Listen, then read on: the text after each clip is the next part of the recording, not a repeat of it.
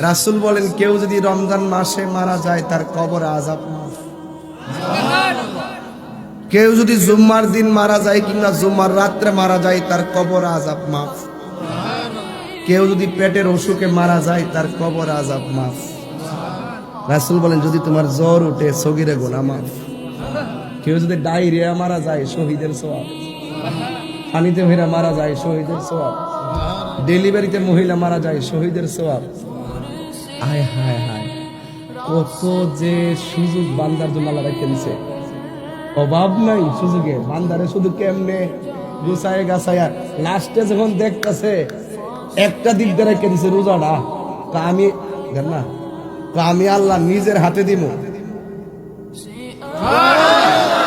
রোজাটা যদি কবুল হয়ে যায়, আল্লাহর হাতের পুরস্কারটা যদি আই হুরে, আর আল্লাহর দেখা যদি হয়ে যায়, এই চোখ কি দুজকে যাবে? এই হাত কি দুজকে যাবে? আল্লাহর দেওয়া আমল নামা নিয়ে কি দুজকে যায়?